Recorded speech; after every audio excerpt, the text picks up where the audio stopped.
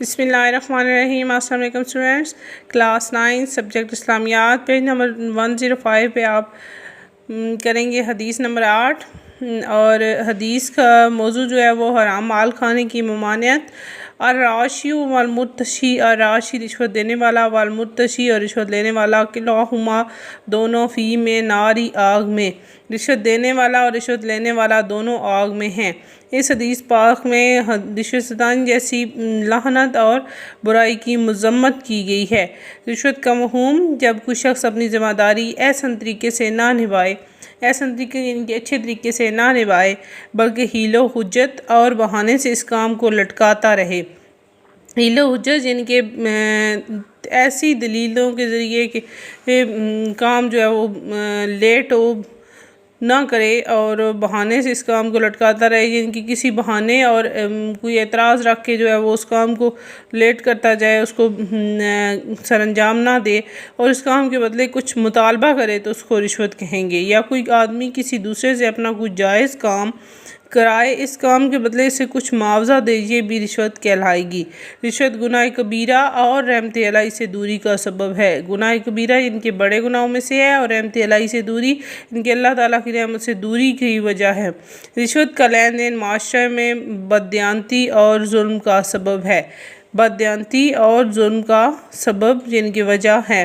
رشوت کی صورتیں: اسلام دین حق ہے، اس لیے اس نے رشوت کی جملہ صورتوں کو ناجائز اور حرام قرار دیا ہے۔ جملہ صورتیں یعنی کہ جو بھی صورتیں ہیں، جس طریقے سے بھی کسی کو اپنا کام کروانے کے لیے اگر آپ تحفہ تحائف کی صورت میں دیتے ہیں یا واضح آپ رشوت دیتے ہیں، تو جس طریقے سے بھی دیں وہ ناجائز اور حرام ہے۔ اس کے مرتکب اور اس پر معاون کو سخت عذاب کی دھمکی دی ہے۔ مرتکب یعنی کہ جو یہ کام کرتا ہے، یعنی کہ جو رشوت دیتا ہے اور جو رشوت لیتا ہے، اور جو اس کا معاون یعنی کہ جو اس کام کو آگے بڑھاتا ہے اور سبب بنتا ہے کہ دوسرا جو ہے اس کسی کو رشوت دینے پہ مجبور ہو جائے، تو ان لوگوں کے لیے عذاب کی دھمکی ہے، اور ایسے شخص کو ملعون قرار دیا گیا ہے۔ ملعون یعنی کہ جس پہ لعنت ہو، ایسے شخص کو قرار دیا گیا ہے جو کہ رشوت دیتا ہے اور رشوت لیتا ہے۔ بعض لوگ تحائف کا لین دین رشوت کے طور پر کرتے ہیں، اور دوسروں کی حق تلفی کے لیے حکمرانوں اور با اختیار لوگوں کو تحائف دیتے ہیں۔ ان کے حکمرانوں کو اور با اختیار لوگوں کو تحائف کی صورت میں، تحفہ تحائف کی صورت میں کچھ نہ کچھ دیا جاتا ہے، اور مقصد کیا ہوتا ہے تحفہ تحائف دینے کا؟ کہ وہ ان سے اپنا کام کروایا جائے، اور ایسے میں دوسروں کی حق تلفی ہوتی ہے، ان کا حق مارا جاتا ہے۔ رشوت کی سزا: رشوت کی سزا جہنم کی آگ ہے۔ رشوت کے سبب معاشرے میں بے ایمانی، چوری، ناانصافی اور حق تلفی جیسی برائیاں جنم لیتی ہیں۔ اسی وجہ سے اس کو اختیار کرنے والے دوزخ میں جائیں گے۔ رشوت کے اسباب: رشوت کا چلن جب کسی معاشرے میں عام ہو جاتا ہے تو ظلم بڑھ جاتا ہے، عدل و انصاف ہو جاتا ہے۔ عدل کی ضد ظلم ہے۔ عدل ہوتا ہے کہ کسی چیز کو اس کے اصل مقام پر رکھنا، ہر اچھے اور برے کام کو پورا بدلہ دینا عدل کہلاتا ہے، یعنی کہ جو کچھ بھی کسی کا حق ہے اس کے مطابق اس کو ملے، یہ عدل ہے، اور اگر اس میں کمی بیشی کی جائے تو یہ ظلم ہے، اور یہ ایک دوسرے کے متضاد لفظ ہیں۔ عدل و انصاف کے بغیر مثالی معاشرہ قائم نہیں ہو سکتا۔ ظلم فساد اور بے چینی پیدا کرتا ہے، اور عدل امن، اطمینان اور ترقی کا ضامن ہے۔ حرام مال کھانے کی ممانعت: حلال مال میں برکت ہوتی ہے، اور حرام مال بے برکتی کا سبب ہے۔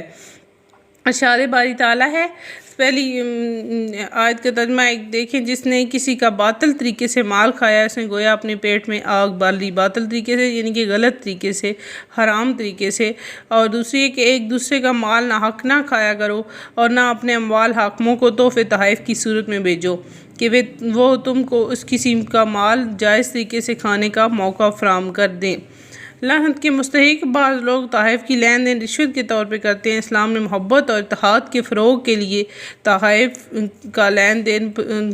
کے لین دین کو پسند قرار دیا ہے۔ تحائف کے لین دین کو پسند قرار دیا ہے، لیکن دوسروں کی حق تلفی کے لیے حکمرانوں اور بااختیار لوگوں کو تحائف دینے کو رشوت قرار دیا ہے۔ حدیث پاک میں ہے، لعنت اللہ علی الراشی والمرتشی، اللہ کی لعنت ہو رشوت دینے والے پر اور رشوت لینے والے پر۔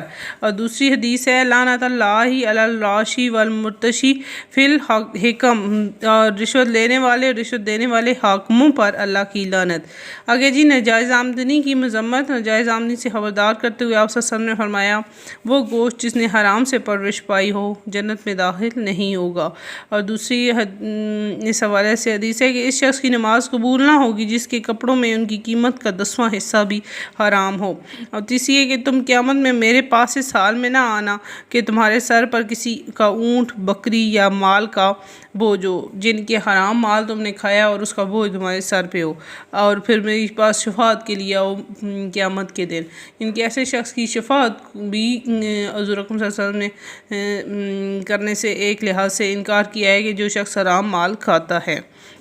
آپ صلی اللہ علیہ وسلم نے فرمایا بہترین رزق حلال کی کمائی ہے اور بہترین رزق محنت کی کمائی ہے، اور میرے بھائی حضرت داؤد علیہ السلام اپنے ہاتھ سے کما کر کھاتے تھے۔ حضرت داؤد علیہ السلام اللہ کے پیغمبر تھے، اور حضرت داؤد علیہ السلام پر اللہ کی الہامی کتاب زبور نازل ہوئی تھی، اور حضرت داؤد علیہ السلام کے علاوہ بھی باقی انبیاء بھی سب جو ہے وہ ہر ایک پیشے سے منسلک تھے، یعنی کہ یہ نہیں ہے کہ سارے جو ہے وہ کسی باکمال پیشے جنہیں ہم سمجھتے ہیں انہی پیشوں سے منسلک تھے، بلکہ ہر طرح کا کام کرتے تھے۔ جیسے آپ نے حضور اکرم صلی اللہ علیہ وسلم کے متعلق پڑھا ہوگا کہ وہ کرتے تھے، بکریاں پالتے تھے، بکریاں چراتے تھے، تو اسی طرح باقی انبیاء بھی اپنے ہاتھ سے محنت کی روزی کماتے تھے اور وہ کسی کام کے کرنے میں بھی آر محسوس نہیں کرتے تھے۔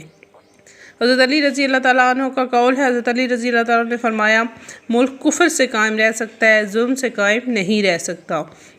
اس لیے رشوت دینے والا اور رشوت دینے والا دونوں جہنم کی آگ کا ایندھن ہیں۔ یہ حدیث آپ کی تیار کرنی ہے اور پھر لکھنی ہے۔ اللہ حافظ۔